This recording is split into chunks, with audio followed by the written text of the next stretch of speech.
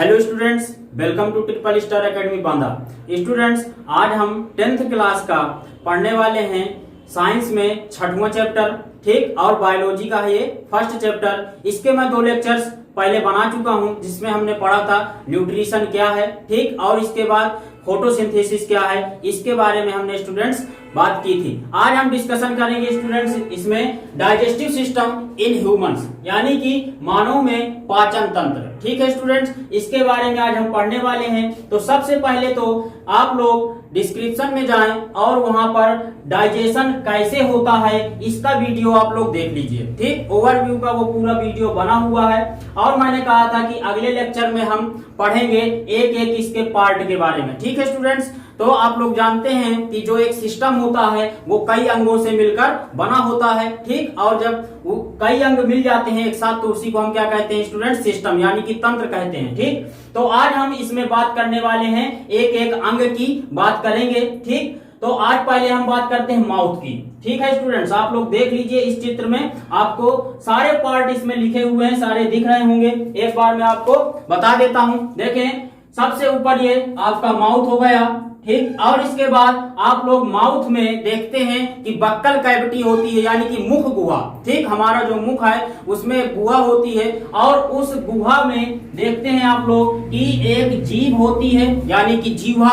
इसके बाद के साथ इसमें और दांत होते हैं आगे की तरफ, और इसके साथ ही इसी गुहा में पाई जाती हैं हमारी लार ग्रंथियां, ठीक है स्टूडेंट्स, जो कि भोजन के पाचन में सहायता प्रदान करती हैं, ठीक। इसके बाद हम अगर थोड़ा सा नीचे आए मुख गुहा के तो पाया जाता है फाइरिंग्स, यानी कि इसको हम कहते हैं ग्रसनी हिंदी में। इसके बाद स्टूडेंट्स इसी के नीचे फिर आए फाइरिंग्स के नीचे तो इसोफेगस, इसोफेगस को हम कहते हैं फूड पाइप। फिर इसके बाद स्टोमक, स्टोमक के बाद स्टूडेंट्स स्मॉल इंटेस्टाइन, और फिर इसके बाद लार्ज इंटेस्टाइन, ठीक है स्टूडेंट्स। यानी कि अगर हम बात करें इसमें कितने पार्ट होते हैं, कितने अंगों से मिलकर हमारे तंत्र बना होता है, तो पहला माउथ हो जाएगा, दूसरा हो जाएगा आपका फाइरिंग्स हो जाएगा, तीसरा हो जाएगा आपका इसोफेगस, और चौथा हो जाएगा स्टूडेंट्स स्टोमक, और पांचवा आपका हो जाएगा स्मॉल इंटेस्टाइन, और छठवां हो जाएगा स्टूडेंट्स लार्ज इंटेस्टाइन, ठीक है स्टूडेंट्स। यानी कि ये 6 पार्ट अगर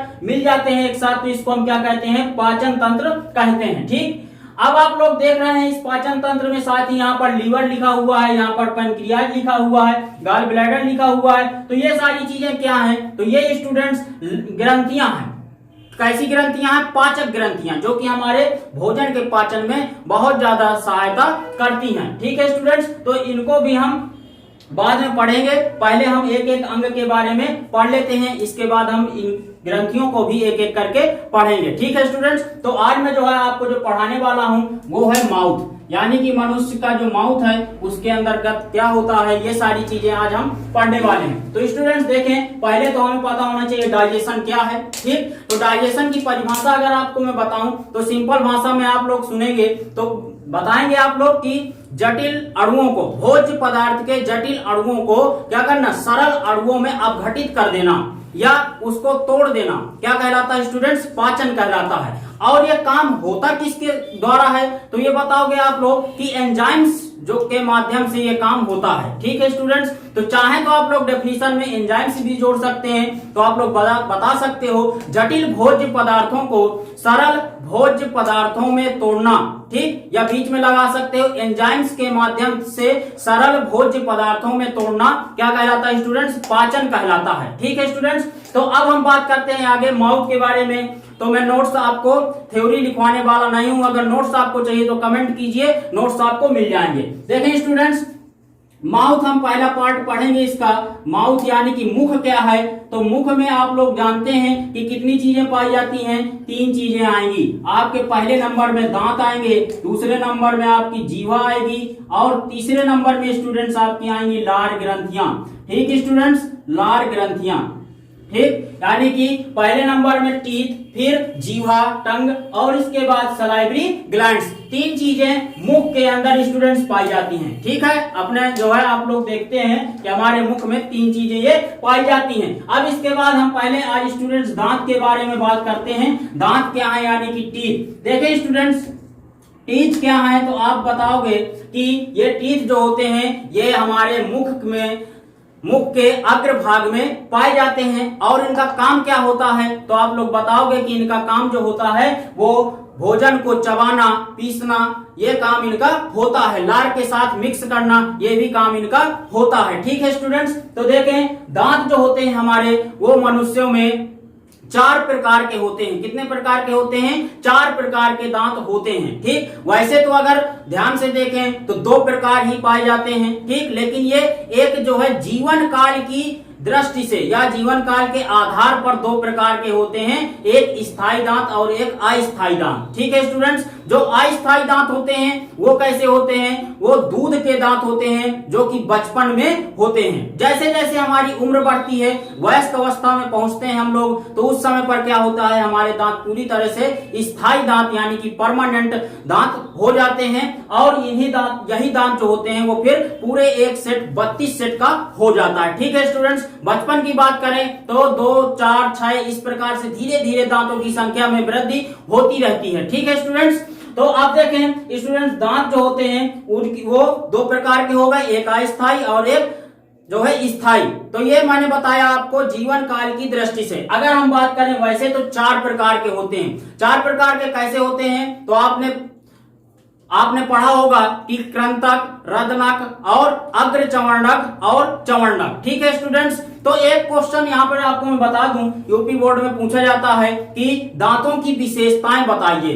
ठीक, मनुष्य के दांतों की विशेषताएं बताइए। तो विशेषताएं क्या हो जाएंगी स्टूडेंट्स, तो पहला नंबर अगर आप लोग देखें तो हो जाएगा कि हमारे जो दांत होते हैं वो द्विबारदंती होते हैं। कैसे होते हैं स्टूडेंट्स? द्विबारदंती होते हैं। द्विबारदंती का मतलब क्या है, तो देखें द्वि का मतलब 2 और बार यानी कि 2 बार दांतों का निकलना। ठीक, यानी कि पूरे मनुष्य के जीवन काल में दांतों का 2 बार निकलना। कैसे 2 बार निकलना? एक बार आपके दूध के दांत यानी कि अस्थायी दांत और एक बार आपके स्थायी दांत या वयस्क दांत, ये 2 प्रकार के दांत हो गए। ठीक, तो 2 बार निकले पूरे जीवन काल में। दूसरी विशेषता अगर हम देखें तो क्या होगा, गर्तदंती, यानी कि मनुष्य के जो दांत होते हैं वो कैसे होते हैं, गर्तदंती। गर्त का मतलब गड्ढा, दंती का मतलब दांत धंसे होते हैं, यानी कि गड्ढे में दांत क्या होते हैं, धंसे होते हैं। कैसे धंसे होते हैं, तो आप लोग देखते हैं कि ऐसे जबड़े हमारे बने होते हैं।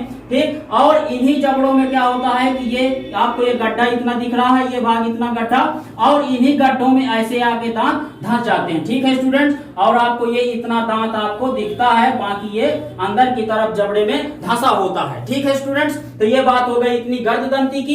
तीसरा अगर हम विशेषताएं देखें तो इसको हम कहते हैं विषम दंती। क्या कहते हैं स्टूडेंट्स? विषम दंती। और अगर हम बात करें सही तो विषम दंती का यहीं पर है प्रकार कि ये 4 प्रकार के होते हैं। विषम दंती का मतलब ही 4 प्रकार है कि पहला कृंतक, दूसरा रत्नक, तीसरा अग्र चवर्णक और चौथा स्टूडेंट्स चवर्णक। ठीक है स्टूडेंट्स, इसी को हम विषम दंती कहते हैं। आप लोग देखते हैं अपने दांतों को, देखा होगा कि वो पूरे एक बराबर साइज में, अगर हम इस साइज में देखें तो एक बिल्कुल लीनियर लाइन यानी सीधी रेखा में हमारे दांत नहीं होते हैं। ठीक है स्टूडेंट्स, कहीं कहीं पर बड़े, कहीं कहीं पर छोटे, कहीं पर नुकीले, इस प्रकार के हमारे दांत जो है अंदर फिक्स है। अगर हम बात करें व्हेल मछली की या और भी दूसरी मछलियों की भी बात करें, शार्क की बात करें, तो उनमें क्या होता है स्टूडेंट्स, एक सीधी रेखा में पूरे दांत लगे होते हैं, यानी कि एक बराबर बिल्कुल दांत होते हैं सारे, और उसको हम कहते हैं समदंती। क्या कहते हैं स्टूडेंट्स? समदंती। ठीक है, तो अब देखें विषम दंती का मतलब आप लोग को पता चल गया कि कृंतक, रदनक, अग्र चवर्णक और चवर्णक, तो इन्हीं के बारे में हम पढ़ते हैं। देखें स्टूडेंट्स, पहला नंबर हम लेते हैं कृंतक, फिर दूसरा है आपका रदनक और तीसरा है आपका अग्र चवर्णक, चौथा है आपका चवर्णक। ठीक स्टूडेंट्स, तो देखें कृंतक, रदनक, अग्र चवर्णक और चवर्णक, ये 4 प्रकार के दांत हो गए। तो अब देखें कृंतक जो होते हैं वो क्या होते हैं, कृंतक जो होते हैं तो वो हमारे आगे के तरफ सबसे अग्र भाग में होते हैं, और ऊपर के जबड़े में 4 और नीचे के जबड़े में 4, यानी कि टोटल संख्या हो गई 8। कितनी हो गई स्टूडेंट्स? 8। ठीक, अब इसके बाद हम बात करें अगर रदनक की, तो रदनक क्या होते हैं कि 2 ऊपर की तरफ और 2 नीचे की तरफ, यानी कि 2 कहां पर ऊपर की तरफ, तो आप लोग देखते हैं कि जैसे मान लीजिए कि ये 4 दांत हमारे हो गए, ये कृंतक के। और इसके बाद आप लोग देखते हैं कि नुकीले दांत ऐसे लगे होते हैं, ठीक। तो ये नुकीले दांत ही हमारे क्या हैं, यही रत्नक दांत हैं। क्या है स्टूडेंट्स, यही हमारे रत्नक दांत हैं। इसी प्रकार से सेम नीचे भी लगे होते हैं, ठीक। इसी प्रकार से सेम नीचे भी लगे होंगे। तो 2 ऊपर और 2 नीचे, टोटल संख्या कितनी हो गई स्टूडेंट्स, 4। ठीक स्टूडेंट्स, 4 संख्या हो गई रत्नक की। इसी प्रकार बात करें अग्र चवर्णक की, तो अग्र चवर्णक जो होते हैं स्टूडेंट्स वो 4 ऊपर की तरफ और 4 नीचे की तरफ, यानी कि ये डांड होते हैं, डांड की संख्या। और ये रत्नक के साइड से उधर भी लगे होंगे और इधर भी लगे होंगे। टोटल हो जाएगी संख्या 8 स्टूडेंट। चवर्णक की बात करें अगर, तो 6 दांत ऊपर की जबड़े में और 6 दांत नीचे की जबड़े में, यानी कि टोटल संख्या अगर हम बात करें तो कितनी हो जाएगी स्टूडेंट्स, 12। ठीक, अगर हम इनको जोड़ लें तो कितना हो जाएगा, 8 4 12, 12 8 20 और 20 12 कितना हुआ स्टूडेंट्स, 32। तो टोटल हमारे दांतों की संख्या निकल आई 32। ठीक, तो इस प्रकार से हमारे जो दांत होते हैं वो हमारे मुख के अंदर सेट होते हैं, ठीक। और इसी प्रकार ये व्यवस्थित रहते हैं। अब हम बात करते हैं यूपी बोर्ड का मेन जो इंपॉर्टेंट क्वेश्चन है वो आता है डेंटल फार्मूला, यानी कि दंत सूत्र। स्टूडेंट्स क्या है, आता है कि मनुष्यों का दंत सूत्र लिखिए। ठीक स्टूडेंट्स, क्या कहेंगे हम, कृंतक को कहेंगे इंसीजर्स इंग्लिश में, और इसके बाद कैनाइन्स रत्नक को, अग्र चवर्णक को प्रीमोलर्स, और फिर चवर्णक को क्या कहेंगे स्टूडेंट्स, मोलर्स कहेंगे। ठीक, तो अब देखें हम अगर, तो हम जो डेंटल फार्मूला लेते हैं स्टूडेंट्स वो हम आधे जबड़ों का लेते हैं। ठीक है स्टूडेंट्स, यानी कि देख लीजिए कि ये मैंने एक रेखा खींच दी और इस रेखा का मतलब हो गया कि ये ऊपरी जबड़ा है। ठीक, ये क्या है स्टूडेंट्स, ऊपरी जबड़ा, और ये क्या है, निचला जबड़ा। ये क्या है स्टूडेंट्स, निचला जबड़ा। ठीक, तो अब देख लीजिए स्टूडेंट्स, बात करें आधे में तो आधा भाग हम लेंगे, क्या लेंगे, आधा भाग। ठीक, और आधा भाग वो जो है बाद में उसको हम गुणा करके निकाल लेंगे। तो देखिए स्टूडेंट्स, जैसे हम बात करें कृंतक की, तो कृंतक में मैंने अभी बताया कि 4 दांत ऊपर की तरफ यानी ऊपरी जबड़े में और 4 दांत निचले जबड़े में। तो अगर हम इसका आधा कर दें, 4 का अगर आधा करें तो कितना हो जाएगा, 2। निचले जबड़े में भी कितना हो जाएगा, 2। ठीक है स्टूडेंट्स, इसके बाद बात करें कैनाइन्स की, तो कैनाइन्स में मैंने बताया 2 दांत ऊपरी जबड़े में और 2 दांत निचले जबड़े में। ठीक है स्टूडेंट्स, आधा अगर हम इनका कर दें तो एक ऊपर और एक नीचे। ठीक है स्टूडेंट्स, इसके बाद अगर प्री मोलर्स की यानी कि अग्र चवर्णक की बात करें तो मैंने बताया है कि 4 ऊपर और 4 नीचे। अगर हम इनका आधा आधा कर दें तो 2 नीचे, 2 ऊपर और 2 नीचे। ठीक है स्टूडेंट्स, मोलर्स यानी कि चवर्णक की अगर हम बात करें तो मैंने बता रखा है कि 6 ऊपरी जबड़े में और 6 निचले जबड़े में। आधा कर देंगे स्टूडेंट्स तो 3 ऊपर और 3 नीचे। ठीक, डेंटल फार्मूला हमारा हो गया 21 23 बटे 21 23। इसी को आपको याद रखना है। ठीक है स्टूडेंट्स, ये अब इसको हम देखें, ये हमारे आधे जबड़ों का अभी है, आधे जबड़ों का निकला हुआ है, ऊपरी का आधा जबड़ा और निचला भी आधा जबड़ा। ठीक है स्टूडेंट्स, अब देखिए 21 23 बटे 21 23, ये कोई मैथ का जो है ये भिन्न बटा नहीं लगा हुआ है। ठीक, इसको केवल जो है जबड़े के दर्शाने के लिए लगाया गया है, यानी कि इस लाइन से हमें पता चल रहा है कि ऊपरा जबड़ा है, ये निचला जबड़ा है। अब देखें स्टूडेंट्स क्या होगा कि 21 23 बटे 21 23 में हम क्या कर देंगे, 2 का गुणा ऊपर भी कर देंगे और 2 का गुणा नीचे भी कर देंगे। ठीक है स्टूडेंट्स, या कर सकते हो कि पहले इसको आप जोड़ सकते हो और जोड़ने में जो निकलेगा वो ऊपर निकलेगा 8 और नीचे निकलेगा 8। 2 1 3 2 5 3 8। ठीक, और 8 बटे 8 फिर आप जाके इसमें गुणा कर सकते हो, ऊपर की तरफ 2 का गुणा और 2 की तरफ नीचे वाले में भी गुणा। तो हो जाएगा कितना स्टूडेंट्स, 8 दूनी 16 और 8 दूनी 16। ठीक, यानी कि 16 दांत ऊपरी जबड़े में, 16 दांत निचले जबड़े में। अब इनको हमको क्या करना है, दोनों जबड़ों को प्लस यानी कि जोड़ देना है। तो जोड़ने के बाद कितना हो जाएगा स्टूडेंट्स, टोटल जो संख्या है दांतों की 32 हो जाएगी। ठीक है स्टूडेंट्स, यहां तक आपको ये डेंटल सूत्र समझ में आया।